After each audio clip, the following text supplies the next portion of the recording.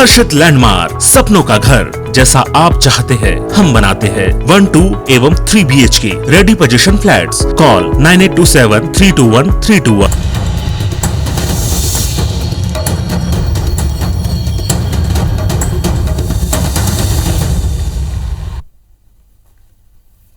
नमस्कार, स्वागत है आप सबका। मैं पुनीत पाठक और प्रदेश की दिन भर की बड़ी खबरें विस्तार से जानने का वक्त है।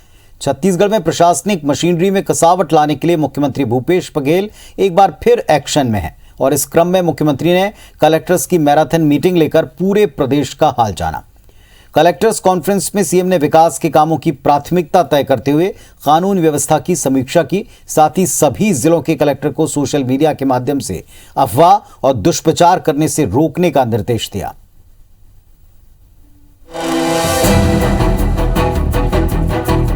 छत्तीसगढ़ एक शांतिपूर्ण राज्य है। कानून व्यवस्था बनाए रखना हमारी प्राथमिकता है।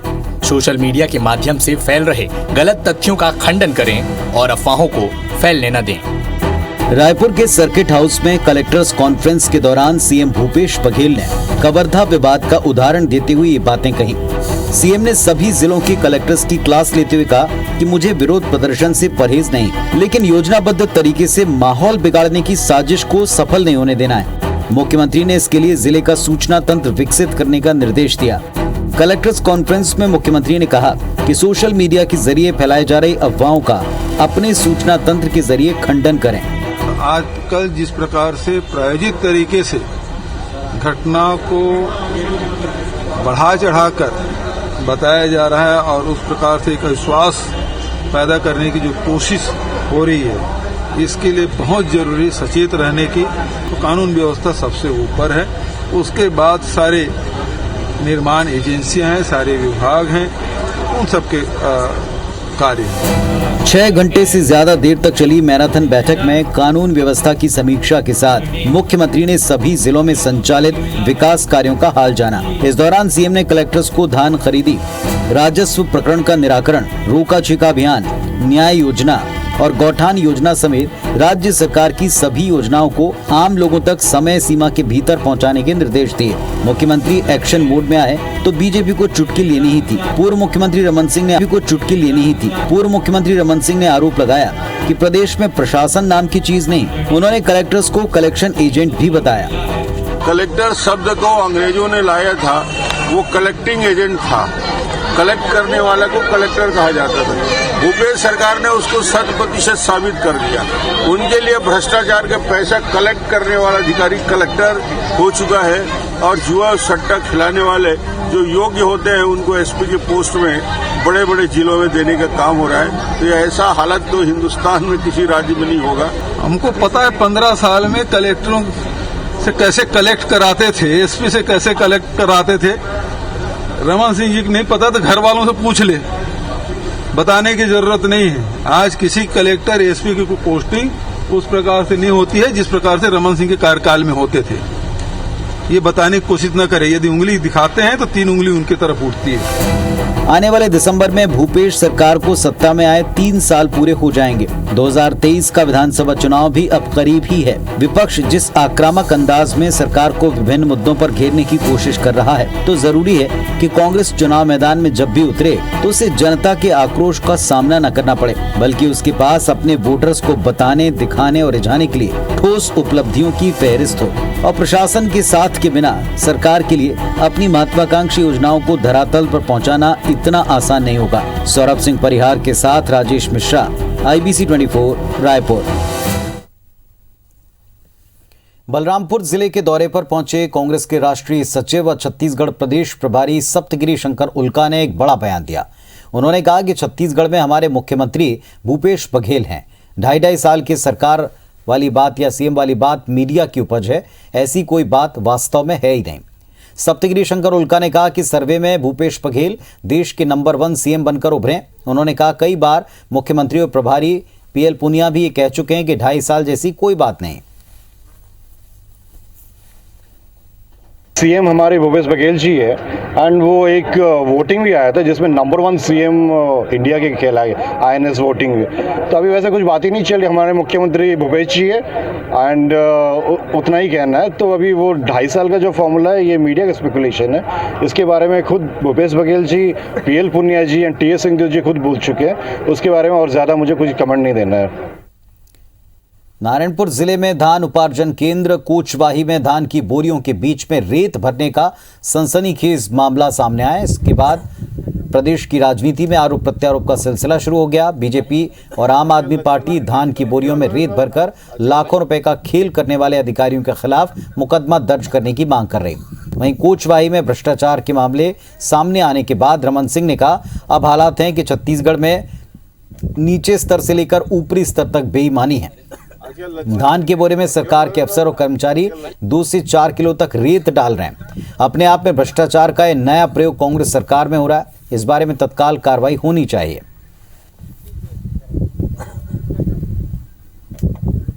कांग्रेस का तो भ्रष्टाचार से नाता रहा ही है, हम देखते आ रहे हैं। तो ये जो मामला आया है धान में रेती मिलाने का, भारतीय जनता पार्टी और युवा मोर्चा उन दोषियों पर कड़ी कार्रवाई की मांग करते हुए जल्द एफआईआर की मांग करवाएगी और अगर दोषियों के खिलाफ कार्रवाई नहीं की जाएगी तो युवा मोर्चा और भाजपा उग्र आंदोलन को बाध्य होगी। जो स्टेट कोई खोल रहे उसके बोरों पे आप ध्यान देंगे तो उसी के बोरों पे ही रेत डाल रहे थे और हर बोरे में लगभग 3, 3.5, 4 किलो बोरे मतलब रेत और कंकड़ निकले हैं। जो भी सहकारी संस्था से जुड़े हैं ये सारों के मिली भगत से सांठगांठ से ये कार्य हुआ है। एक बोरी में लगभग 6 किलो 7 किलो का निकला, जबकि कंकड़ों का वजन अगर किया जाए तो ज़्यादा हो सकता था। हमने सिर्फ रेत का नाप करवाया जिसमें 6 किलो निकला है। धान के बोरे में सरकार के अधिकारी और कर्मचारी अधिकृत रूप से घोषित करके बोरे में 2 से 4 किलो रेत डाल रहे हैं। ये अपने आप में भ्रष्टाचार का एक नया प्रयोग छत्तीसगढ़ कर रहा है। इमीडिएट कार्रवाई होना चाहिए और प्रदेश में और कहां किस प्रकार के धान खरीदी में भ्रष्टाचार हो रहा है उसको भी देखना चाहिए। छत्तीसगढ़ के रामपुर विधानसभा क्षेत्र के विधायक और पूर्व गृह मंत्री ननकीराम कंवर ने सीएम हाउस के सामने अनिश्चितकालीन भूख हड़ताल की चेतावनी दी। ननकीराम जिला सहकारी केंद्रीय बैंक बिलासपुर के पूर्व अध्यक्ष देवेंद्र पांडे के खिलाफ आर्थिक अपराध अन्वेषण ब्यूरो में दर्ज केस और दूसरे प्रकरणों में तत्काल कार्रवाई की मांग कर रहे हैं। 15 दिन के भीतर कार्रवाई नहीं होने पर सीएम निवास के सामने अनिश्चितकालीन भूख हड़ताल की चेतावनी दी। मुख्य सचिव अमिताभ जैन को प्रेषित ज्ञापन में उन्होंने लिखा है कि ईओडब्ल्यू रायपुर में देवेंद्र पांडे के विरुद्ध प्रारंभिक जांच पंजीबद्ध है। 1 दशक से मामला लंबित है। उनकी पहल पर पिछले साल 17 नवंबर को पुलिस अधीक्षक ईओडब्ल्यू को जांच के लिए विधिवत अनुमति दी गई, लेकिन 10 महीने बाद भी इस प्रकरण में अब तक कोई एक्शन नहीं हुआ। साथ ही ज्ञापन की प्रति मुख्यमंत्री को भेजकर लिखा है कि इस विषय में आपसे व्यक्तिगत रूप से चर्चा की थी, जिस पर आपने अपने ओएसडी को कार्रवाई कराने का निर्देश दिया था, लेकिन 2 महीने बीतने के बाद भी अब तक कोई एक्शन नहीं हुआ है। नहीं, भूख हड़ताल सीएम हाउस, क्योंकि देखिए 2 मैटर है और प्रशासन शासन का मुखिया सीएम है, उनके नॉलेज में बात आ गई है, उसके बाद भी कार्रवाई नहीं होना ये सबसे बड़ा दुर्भाग्य है। पूर्व मुख्यमंत्री रमन सिंह रायपुर में वैक्सीनेशन सेंटर पहुंचे। इस दौरान उन्होंने कई मुद्दों पर मीडिया से बातचीत की। जम्मू कश्मीर के हालात पर उन्होंने सीएम भूपेश बघेल के बयान पर पलटवार किया। सीएम भूपेश ने जम्मू कश्मीर में अशांति के लिए मोदी सरकार को जिम्मेदार ठहराया था, जिस पर रमन सिंह ने कहा, जम्मू कश्मीर के हालात पर पोस्टमार्टम करूंगा तो कांग्रेस को पीड़ा होगी। रमन सिंह ने जम्मू कश्मीर के हालात का जिम्मेदार पंडित जवाहरलाल नेहरू को बताया। पूर्व सीएम ने कहा कि सरदार वल्लभ भाई पटेल ने हिंदुस्तान की सभी रियासतों का विलय किया। अकेला जम्मू कश्मीर जवाहरलाल नेहरू के हाथ में था, जो आज तक जल रहा है। लियाकत अली के साथ समझौते के चलते साजिश के साथ 2 निशान, 2 प्रधान, 2 विधान भारत में एक राज्य में देखने को मिले हैं।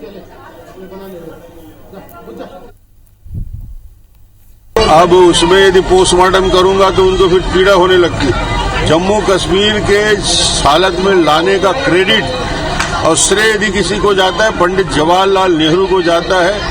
पंडित जवाहरलाल नेहरू की गलत नीतियों की वजह से आज कश्मीर आज भी चल रहा है। छत्तीसगढ़ में एक बार फिर से IBS 24 की खबर का बड़ा असर हुआ। RCDSP कंपनी के संचालकों को पुलिस थाने लेकर आया गया है। संचालकों पर बेरोजगारों से लाखों की ठगी करने का आरोप है।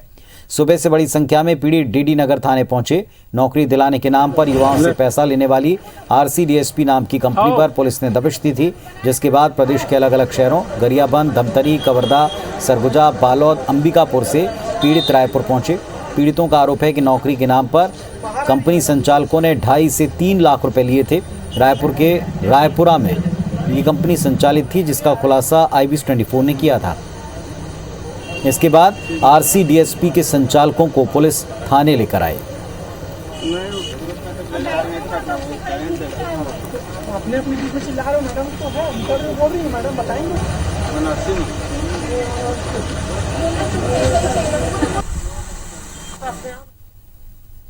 और मेरा 1.5 लाख रुपये लिया गया है।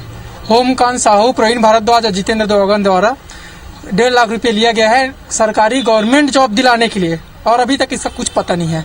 RCDSP एक कंपनी है, लेकिन हम लोग को बोला गया था गवर्नमेंट जॉब है, वहाँ फील्ड करना है, पंचायत में जाना है और देख रेख करना है। 1.5 लाख रुपया लिया गया है और बोला गया था कि ये केंद्र सरकार की योजना है, इसलिए यहाँ पे 1 लाख मुख्यमंत्री को दिया जाएगा और 50,000 जो रुपया है वो संसदीय सचिव को दिया जाएगा।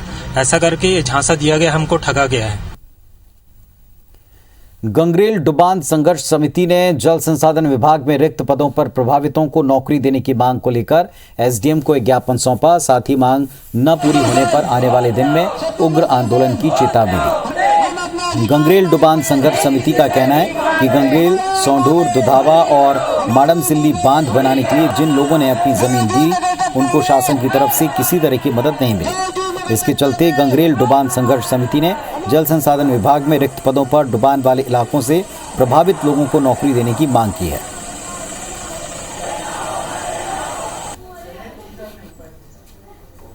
बात यह है कि हमने जितने 1 साल 1.5 साल हो गए ज्ञापन देते आ रहे हैं कि हमारे बेरोजगार को रोजगार मिलना चाहिए, लेकिन अभी तक के शासन तरफ से एक भी पत्र का जवाब नहीं आया, इसलिए हम मजबूर होकर के आज हम आंदोलन प्रदर्शन करना पड़ा।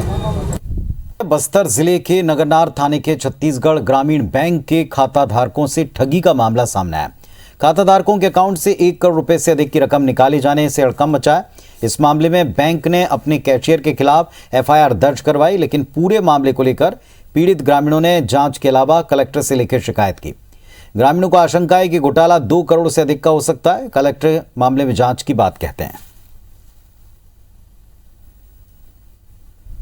ग्रामीण बैंक था, 40-50 हजार पैसा था बाबू। मैनेजर बोला तो एक आवेदन डालो, तो आवेदन डाले तो 1 महीना गारंटी दिया रहा, आज ही 2 महीना हो रहा है, तो पैसा कहीं खाता में जमा नहीं हो रहा है। लोगों का करोड़ रुपए सुपर का पैसा गबन हुआ है और ये पैसा 1 साल के अंदर निकाला गया है। और बैंक में एक प्रक्रिया होती है कि कैशियर अकेले निकाल नहीं सकता, मैनेजर का साइन लगता है, उसके बाद ऑडिट होता है जो इनके ऊपर लेवल में करवाते हैं। तो मामला ऐसा लगता है नीचे से ऊपर तक दबाने की कोशिश की जा रही है। इसकी जांच कराई, लोगों की शिकायतें जो प्राप्त हुई है उसके आधार पे बैंक ने प्रथम दृष्टया बिलावत आकाश को सस्पेंड कर दिया है और प्राथमिकी दर्ज करने हेतु नगरनार थाना में हम लोगों ने आवेदन पत्र दे दिया है। और केशकाल विकासखंड शिक्षा अधिकारी और सहायक खंड शिक्षा अधिकारी को हटाने की मांग को लेकर केशकाल जनपद पंचायत अध्यक्ष, उपाध्यक्ष समेत सभी जनपद सदस्य आज से अनिश्चितकालीन धरना प्रदर्शन पर बैठे। जनपद अध्यक्ष ने सूखा राशन वितरण में अनियमितता को लेकर भी कई बार शिकायत की। साथ ही BO पर ठेकेदार को लाभ पहुंचाने के उद्देश्य से खराब खाद्य सामग्री सप्लाई करने के आरोप लगे। इसके अलावा संकुल समन्वयक भर्ती में भी पैसे के लेन देन में अनियमितता का आरोप लगा, लेकिन शिकायत के बावजूद कोई कार्रवाई नहीं होने पर अनिश्चितकालीन हड़ताल शुरू कर दी गई है। सभी जनपद सदस्यों का कहना है कि मांग पूरी नहीं होने तक धरना प्रदर्शन जारी रहेगा। शिक्षा विभाग में खंड शिक्षा अधिकारी एवं सहायक खंड शिक्षा अधिकारी जो पदस्थ हैं और अन्य कुछ लोग हैं, ये जो घटनाक्रम में एकदम डायरेक्ट संलिप्त हैं, ऐसे अधिकारी कर्मचारियों को बर्खास्त की मांग को लेकर हम लोग धरना प्रदर्शन कर रहे हैं और ये अनिश्चितकालीन चलता रहेगा। बिलासपुर के सिम्स अस्पताल में एक महिला ने 4थे माले से छलांग लगाकर खुदकुशी की कोशिश की। महिला गंभीर रूप से घायल बताई जा रही है। उसे इलाज के लिए सिम्स में भर्ती किया गया। बताया गया कि महिला अपने पति का इलाज नहीं होने से परेशान थी। जांजगीर जिले के किराली गांव की महिला लता कश्यप बीते कुछ दिनों से सिम्स में अपने पति के हार्ट का इलाज करा रही थीं, लेकिन इसी बीच अचानक सिम्स के चौथे माले से उसने छलांग लगा दी। उसकी रीढ़ की हड्डी और सिर के अंदरूनी हिस्से में गंभीर चोट आई। सिम्स प्रबंधन मामले में जांच की बात कहता है।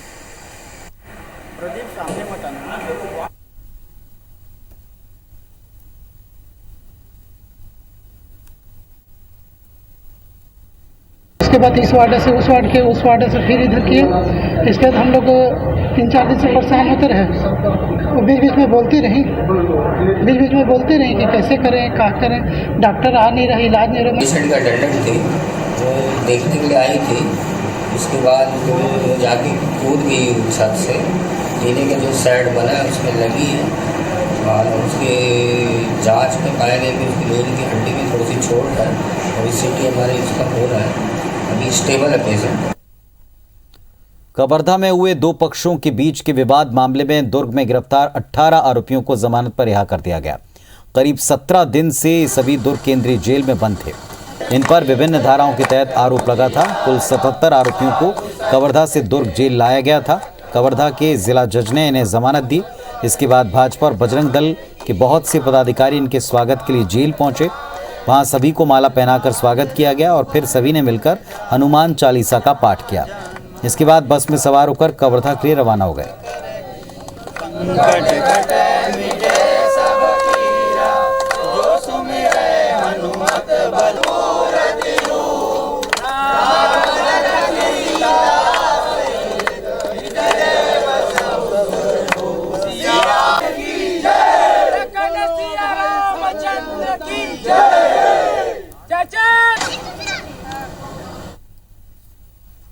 एक तरफ कोयले की कमी को लेकर बिजली संकट की बात की जा रही है, तो दूसरी तरफ मेंटेनेंस के नाम पर बिजली विभाग लगातार बिजली कटौती कर रहा है। बिलासपुर में 20 से 24 अक्टूबर तक रोजाना अलग अलग फीडर में 4 से 5 घंटे तक बिजली कटौती हो रही है। इधर त्योहारों के बीच बिजली कटौती से लोग परेशान हैं। उद्योगों पर भी इसका सीधा असर पड़ा है। देश में कोयले के संकट के बीच बिजली बाधित होने को लेकर लोग पहले से काफी परेशान और चिंतित हैं, लेकिन इसके पहले बिजली विभाग ने बिजली कटौती शुरू कर दी है। मेंटेनेंस के नाम पर रोजाना 4 से 5 घंटे की बिजली कटौती हो रही। बिलासपुर में शहर के और ग्रामीण इलाकों के कई सारे छोटे बड़े उद्योग इससे प्रभावित हैं। विद्युत विभाग के अधिकारियों की माने तो त्योहार को लेकर बिजली विभाग कटौती करता आया है। अलग अलग फीडर में लाइन ब्रेक कर मेंटेनेंस का काम हो रहा है। जारी शेड्यूल के तहत 20 से 24 अक्टूबर तक इसके लिए 4 से 5 घंटे की बिजली कटौती की जा रही है।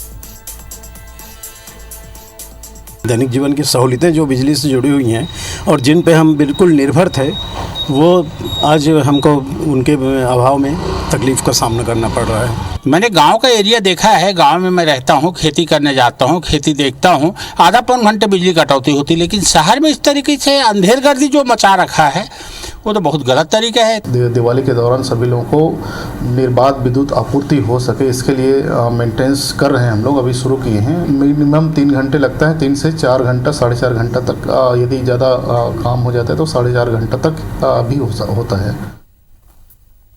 छत्तीसगढ़ के शासकीय कर्मचारियों ने सरकार से 14% महंगाई भत्ते का भुगतान दीपावली पूर्व करने की मांग की। कर्मचारी संघ का कहना है कि केंद्र सरकार ने 3% और मध्य प्रदेश सरकार ने 8% दिवाली के पहले महंगाई भत्ता देने की घोषणा कर दी। ऐसे में छत्तीसगढ़ सरकार भी 14% लंबित भत्ते का भुगतान आदेश जल्द निकाले। कर्मचारी संघ के मुताबिक पिछले महीने मुख्यमंत्री ने छत्तीसगढ़ कर्मचारी अधिकारी फेडरेशन के प्रतिनिधिमंडल को इस बाबत आश्वासन दिया कि 11% महंगाई भत्ता दिवाली के पहले मिलेगा, लेकिन कर्मचारियों के लंबित भत्ते के संबंध में कोई आदेश नहीं निकला। कर्मचारियों की मांग है कि सरकार 11 के बजाय 14% महंगाई भत्ता दीपावली के पहले दे। मुख्यमंत्री जी से अपील है कि तत्काल दिवाली के पूर्व ही महंगाई भत्ता इसलिए घोषित किया जाए कि उस पैसे का पोताई, सफाई, बच्चों के कपड़े, फटाखा के लिए उपयोग कर सके। मध्य प्रदेश ने घोषित किया तो मुख्यमंत्री ने जो आश्वासन दिया था छत्तीसगढ़ कर्मचारी अधिकारी फेडरेशन को, उस आश्वासन को पूरा करते हुए तत्काल महंगाई भत्ता 14%, अब 11 नहीं 14% महंगाई भत्ता मिलना चाहिए। सरगुजा के उदयपुर वन परिक्षेत्र के डांडगांव में एक भालू पानी से भरे कुएं में गिर गया। ग्रामीणों की सूचना के बाद वन विभाग की टीम 4 घंटे की मशक्कत के बाद उसका रेस्क्यू कर पाई। इस दौरान ग्रामीणों ने भी वन विभाग की काफी मदद की। 2 दिन पहले उदयपुर क्षेत्र में भालू के हमले से एक युवक की मौत हुई थी। इलाके में दहशत का माहौल है।